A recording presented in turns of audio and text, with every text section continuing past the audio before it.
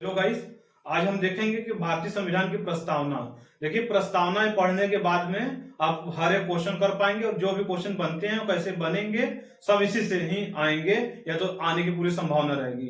प्रस्तावना के बाद में इससे बाहर कोई भी क्वेश्चन नहीं आएगा। यदि आपने पूरा पढ़ लिया तो आप खुद ही कर पाएंगे। यदि पढ़ने के बाद आप खुद कोई भी वीडियो खोल करके एमसीक्यू करिए तो कहीं भी क्वेश्चन उठा करके करेंगे तो कर पाएंगे। ठीक, तो हम देखेंगे प्रस्तावना का उद्देश्य क्या था। जैसे देखिए, कोई भी बुक होता है, किताब, हम आराम से समझते हैं कि प्रस्तावना होता क्या है। कोई भी आप किताब लेंगे, आप पहला पेज खोलेंगे तो उसमें दिया रहता है कि इसका उद्देश्य क्या है, क्यों बनाया गया है, क्या क्या इसके बारे में है। सेम वही संविधान की प्रस्तावना में भी कहा गया है। तो इसमें भी यही कहा गया, देखिए प्रस्तावना जब बनाया गया था उसका स्रोत क्या होगा, वो क्यों बनाया गया है, कैसे काम करेगा, ठीक है, कब लागू किया गया है, सब पूरे डिटेल से वही दिया रहता है। उसी को कहते हैं प्रस्तावना। तो सबसे पहले देखिए प्रस्तावना क्या हुआ था कि प्रस्तावना को पेश कब किया गया था। देखिए, प्रस्तावना को पहले किया गया था ऑब्जेक्टिव रिजोल्यूशन यानी उद्देश्य प्रस्ताव, जो कि जवाहरलाल नेहरू जी ने पेश किया था। तो ये हम आपको जब संविधान सभा पढ़ाए थे तभी हम बता दिए थे जवाहरलाल नेहरू कब पेश किए थे। देखिए,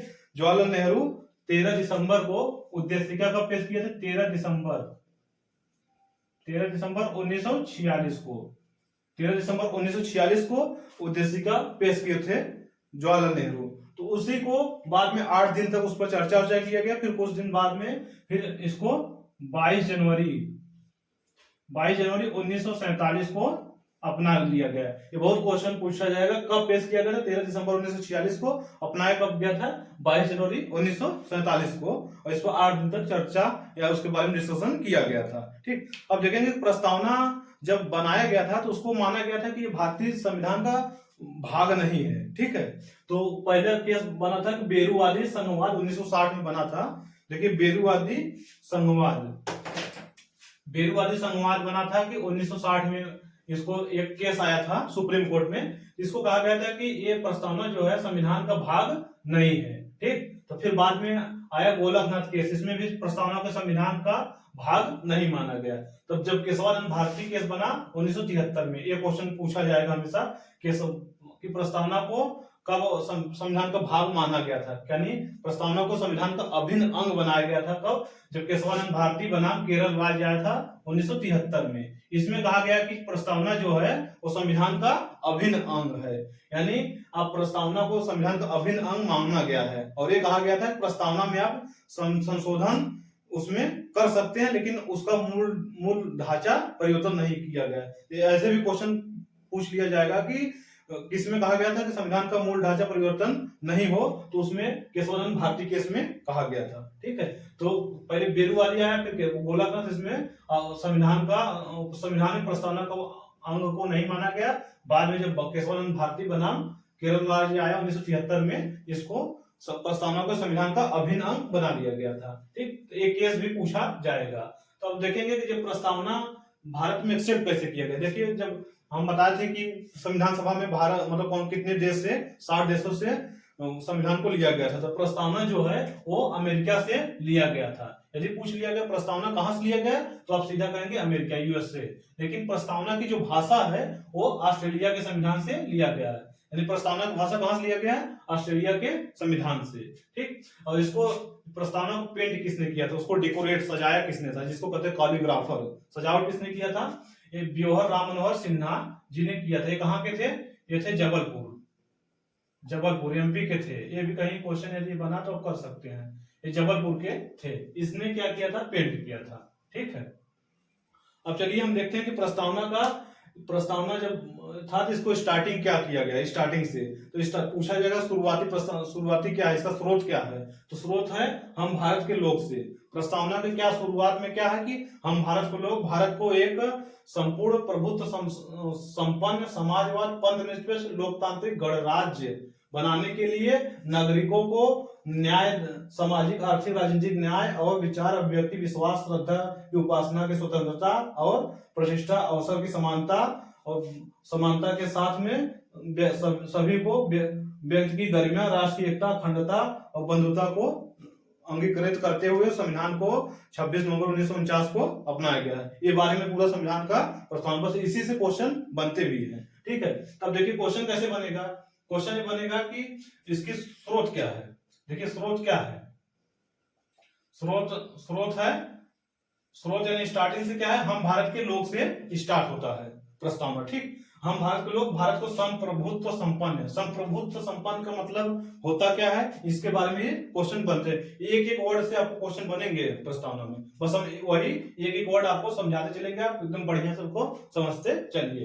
देखिए, संप्रभुत्व संपन्न यानी संप्रभुत्व संपन्न माने भारत का जो है, इसका मतलब क्या होता है, संप्रभुत्व संपन्न मतलब भारत जो है वो स्वतंत्र है। भारत का जो कि कोई भी डिसीजन लेने पर, चाहे बाहरी चाहे भीतरी डिसीजन लेने में भारत स्वयं में स्वतंत्र है। किसी भी देश की मतलब उसके किसी देश की सहायता से अपना बाहरी और आंतरिक निर्णय नहीं ले सकता, मतलब नहीं लेगा, उसका अपने से खुद ही कर पाएगा। यानी पहले देखिए ब्रिटेन लेता था भारत का बाहरी डिसीजन या तो आंतरिक डिसीजन, अब क्या है, भारत स्वतंत्र है। तो इसका मतलब संपूर्ण प्रभुत्व संपन्न का मतलब यही है कि भारत क्या है, अपना डिसीजन चाहे बाहरी या भीतरी डिसीजन लेने में पूरे तरह से स्वतंत्र है। ठीक है, और आराम से डिसीजन ले सकता है। फिर उसके बाद आया समाजवाद। समाजवाद का मतलब क्या है, देखिए समाजवाद पहले क्या था कि समाजवाद जो लिया गया है, एक समाजवाद चला था वहां पे कार्ल मार्क्स की समाजवाद जो कि यूरोप की थी, उसमें क्या किया गया था, संघर्ष के आधार पर समाजवाद किया गया था, तो उसको मतलब समान बनाया जाएगा। ठीक है, तो भारत में समाजवाद कैसा है, भारत में लोकतांत्रिक समाजवाद है जो कि गांधी और नेहरू के मॉडल पे आधारित है। ठीक है, समाजवाद में क्या कहा गया कि भारत में जो समाजवाद होगा मिश्रित अर्थव्यवस्था के आधार पर होगा, यानी कि समाजवाद में भारत का जो सरकारी और निजी, सरकारी और प्राइवेट कंपनियां मिल करके काम करेंगी, उसी को कहा गया समाजवाद। भारत में कैसा समाजवाद है, ये लोकतांत्रिक समाजवाद है। ठीक, तो क्वेश्चन पूछा कैसा समाजवाद, लोकतांत्रिक। अब आएंगे हम पंथ निरपेक्ष पे।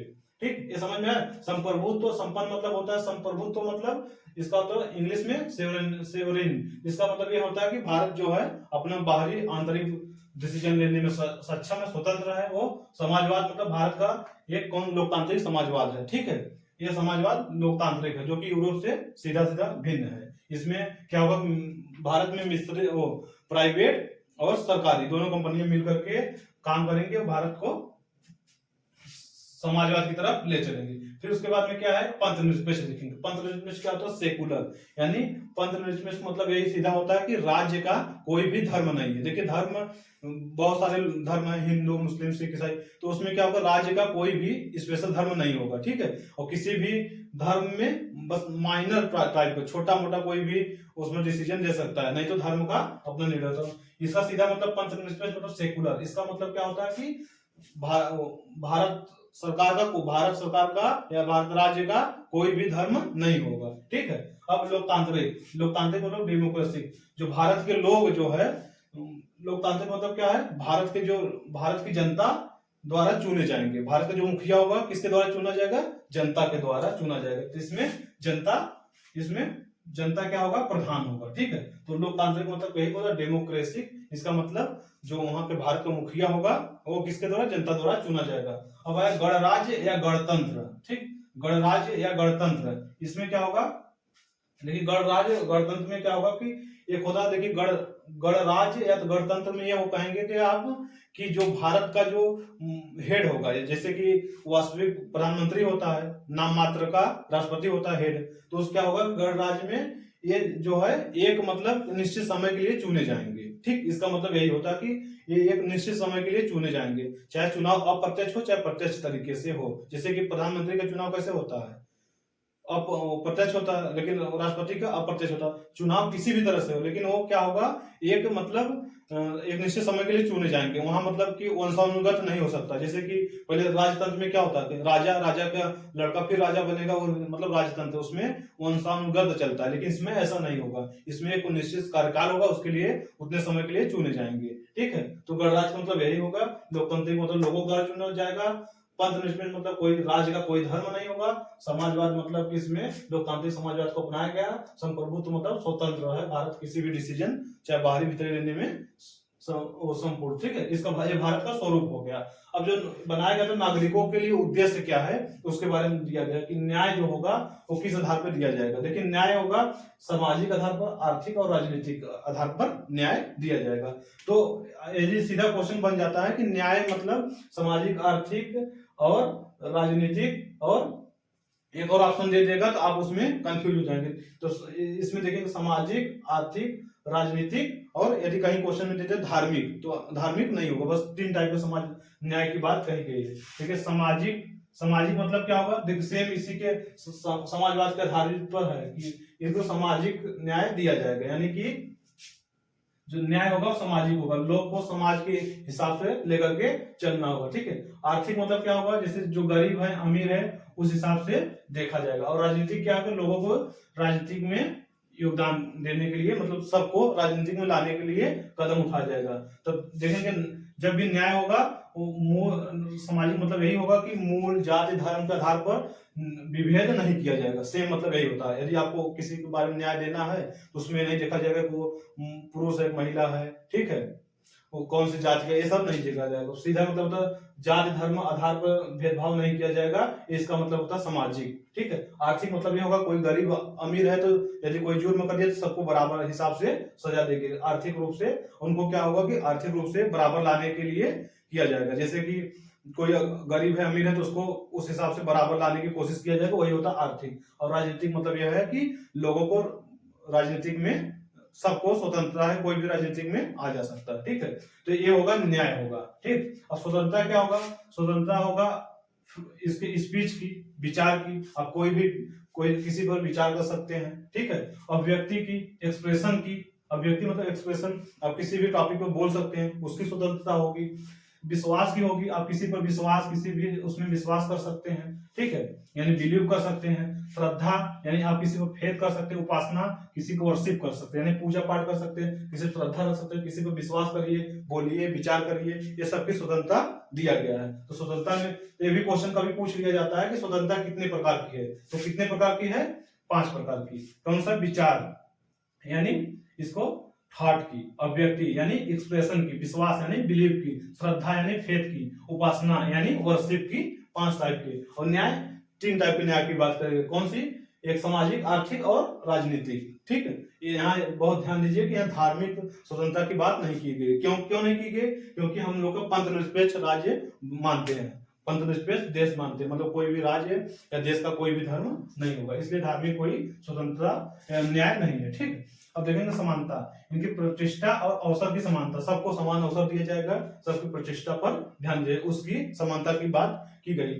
एक एक वर्ड आप समझेंगे तभी कर पाएंगे, क्वेश्चन हमेशा आपको बनेगा तो इसमें कर नहीं पाएंगे, इसलिए आपको वर्ड देखना जरूरी है, ठीक है, सीधा सीधा क्वेश्चन बन जाएगा। अब देखेंगे जो व्यक्ति की गरिमा बनाकर रखेंगे, ठीक है, राष्ट्र की एकता, अखंडता और बंधुता को बनाकर रखेंगे, व्यक्ति की गरिमा को बनाए रखेंगे, एकता अखंडता, लोग कितना भी लड़ जाए लेकिन एकता रहना चाहिए। अखंडता मतलब कुछ भी हो जाए देश को अलग नहीं करना है, उसकी अखंडता की बात की गई। और बंधुता मतलब फ्रेटर्निटी यानी भाईचारा बना करके हम लोग को चलना है, ये सब क्या है संविधान में, ये सब की बात की गई है। जब देखिए संविधान का जब इसको प्रस्तावना के बहुत से लोगों ने अलग अलग इसको संज्ञा दिया है। देखिए संज्ञा क्या है कि किसी ने कहा था प्रस्तावना को कि यह संविधान की कुंजी है, और संविधान की कुंजी और आत्मा, ये क्वेश्चन बनेगा किसने कहा था प्रस्तावना के संविधान की कुंजी है और आत्मा है, तो किसने कहा था, ठाकुरदास भार्गव। तो ठाकुरदास भार्गव क्या कहे हैं, ये संविधान जो है प्रस्तावना जो है संविधान की कुंजी है, और फिर कहे थे संविधान प्रस्तावना संविधान की आत्मा है, क्या है, आत्मा है। ये किसने कहा था, सीधा सीधा क्वेश्चन बनेगा, ठाकुरदास भार्गव, ठीक। अब कहे थे कि, और उसके बाद में अलादी कृष्ण स्वामी अय्यर जो कि संविधान, जो कि इसमें क्या थे, ये ड्राफ्ट कमेटी के सदस्य थे, स्वामी अलादी कृष्ण स्वामी अय्यर ड्राफ्ट कमेटी के सदस्य थे। इसने क्या कहा था, ये दीर्घकालीन सपनों का विचार है, क्या कहते हैं, दीर्घकालीन सपनों का विचार, ठीक। ये सब क्वेश्चन आपको बहुत ही मतलब बहुत बार देखेंगे क्वेश्चन बनता है। एक उसके बाद में क्या कहते हैं, संविधान का परिचय पत्र, ठीक है, आइडेंटिटी कार्ड किसने कहा था, यानी पालकीवाल ने। तो प्रस्तावना को संविधान का परिचय पत्र यानी आइडेंटिटी कार्ड किसने कहा था, यानी पालकीवाला ने, ठीक। और एक कहते संविधान प्रस्तावना संविधान सभा का कुंजी नोट है, क्या है, कुंजी नोट, इसे किसने कहा था, अर्नेस्ट बार्कर, किसने, अर्नेस्ट बार्कर जी ने कहा था, ठीक। इसमें फिर और लोग इसने कहा संविधान जो है गणराज्य का भविष्य फल है, यानी होरोस्कोपी है, ठीक है, ये किसने कहा था, के एम मुंशी ने। प्रस्तावना को भारतीय गणराज्य का भविष्य फल है, के एम मुंशी जी ने कहा था। और उसके बाद में ये कहा था कि संविधान की मूल आत्मा शाश्वत और अपरिवर्तनीय है। ये जो थे चीफ जस्टिस हिदायतुल्लाह जी ने ये कहा था कि प्रस्तावना जो है संविधान की मूल आत्मा शाश्वत और अपरिवर्तनीय। इसको मेन टॉपिक को विशेष ध्यान देना है, ठीक है। तो पूंजी और आत्मा ठाकुरदास भार्गव, दीर्घकालीन सपनों का विचार अल्लादी कृष्ण स्वामी अय्यर, और परिचय पत्र किसने कहा था, एल के पालिकवाल, और भविष्य होरोस्कोपी कौन सा किसने कहा था प्रस्तावना को, के एम मुंशी, और कुंजी नोट्स किसने कहा था, अर्नेस्ट बर्कर, और शाश्वत है, आत्मा है और परिवर्तनीय है, इसको चीफ जस्टिस हिदायतुल्लाह जी ने कहा था, ठीक। तो इसमें एक क्वेश्चन और बनता है कि जो अनुच्छेद 32 को, किसको, अनुच्छेद 32 को, यहां हम लिख दे रहे हैं कि देखिए अनुच्छेद 32, आर्टिकल 32 को, अनुच्छेद 32 को संवैधानिक, जिसमें अनुच्छेद 32 में क्या है, संवैधानिक उपचारों, संवैधानिक उपचार दिया है, ठीक है। संवैधानिक उपचार इसको कहा था अनुच्छेद 32 को किसने, भीमराव अंबेडकर, BR अम्बेडकर, भीमराव अंबेडकर इसको कहते। ये जो है अनुच्छेद 32 है, ये संविधान की आत्मा कहे थे। तो इसमें आप कंफ्यूज मत होइए, प्रस्तावना को संविधान की कुंजी और आत्मा ठाकुरदास भार्गव, लेकिन अनुच्छेद 32 को जिसमें है संवैधानिक उपचारों का अधिकार, इसमें कहे थे कि भीमराव अंबेडकर, ये है संविधान का आत्मा, ठीक है। इसमें आपको कंफ्यूज नहीं होना चाहिए। देखिए जब प्रस्तावना बना था उस समय थे 85 शब्द थे, कितने शब्द, 85 शब्द, लेकिन पहली एक मात्र अभी तक प्रस्तावना में संशोधन हुआ है, जो कि 42 संविधान संशोधन 1976 को हुआ था। उस समय इंदिरा गांधी की सरकार थी, और ये 42 संविधान संशोधन को कहा जाता है मिनी संविधान, ठीक है, लघु, मिनी या लघु संविधान भी कहा जाता है, ठीक है। जो 42 संविधान संशोधन 1976 में हुआ था, इसको मिनी या लघु संविधान भी कहा जाता है। ये हुआ था उस समय इंदिरा गांधी का कार्यकाल था। उस समय 3 शब्द जोड़े गए थे, एक मात्र प्रस्तावना में संशोधन हुआ था, समाजवाद, पंथ निरपेक्ष, अखंडता, 3 शब्द जोड़े गए थे प्रस्तावना में, ठीक है। सोशलिस्ट, सेकुलर और इंटीग्रिटी, ये फ्रांस के संविधान से लिया गया है। किससे, फ्रांस के संविधान से लिया गया है। 3 शब्द लिया गया था, कौन सा, समाजवाद, पंथ निरपेक्ष, अखंडता, इसको आप याद कर लीजिए, समाजवाद, पंथ निरपेक्ष, अखंडता, 3 शब्द लिए गए थे। तो उसके बाद में 85 शब्द थे, 3 और जोड़ गए। इस समय कितने शब्द हैं, 88 शब्द प्रस्तावना में हैं, कितने, 88 शब्द, ठीक, 3 शब्द।